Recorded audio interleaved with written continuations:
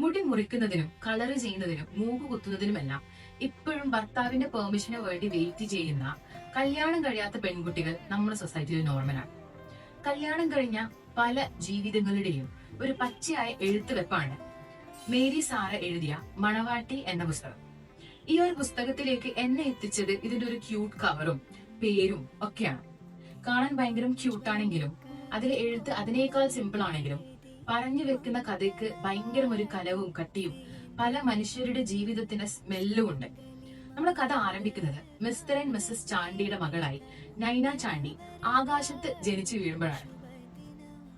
നമ്മുടെ സൊസൈറ്റിയിലെ കുറച്ച് beauty standards ഉണ്ട്. പലപ്പോഴും കറുത്തിട്ടാണെങ്കിലും കാണാൻ ഭയങ്കര രസാണെന്ന് നമ്മളെ മനസ്സെന്ന് പറയുന്നത് നമ്മുടെ മനസ്സിൽ എവിടെയോ വെളുത്താൻ മാത്രമാണ് ഭംഗി എന്നുള്ള ഒരു വിഷത്തിന്റെ കുത്തിവെപ്പാണ്. ആ ഒരു വിഷത്തിന്റെ വിക്ടിം കൂടിയാണ് നൈന എന്ന് പറയുന്നത്. തന്റെ പിതാവിന്റെ മരണശേഷം ബാംഗ്ലൂരിൽ ആയിട്ട് ജോലി ചെയ്ത സമയത്ത് പിന്നെ നൈന ഫേസ് ചെയ്ത ഒരു മെയിൻ പ്രശ്നം എന്ന് പറഞ്ഞാൽ കല്യാണം എന്ന് പറഞ്ഞൊരു കടമ്പയാണ്. അങ്ങനെ ആഴ്ചയിലോളം ചെറുക്കൻ കാണാൻ നടക്കുകയും ഇതിൽ ആരുമായിട്ട് നൈനക്ക് ഒരു സോൾമേറ്റ് കണക്ഷൻ കിട്ടാതിരിക്കും. അങ്ങനെ നൈന തന്നെ സ്വന്തമായിട്ട് ഒരു ചെറുക്കനെ കണ്ടുപിടിക്കുകയൊക്കെ ചെയ്യുന്നുണ്ട്.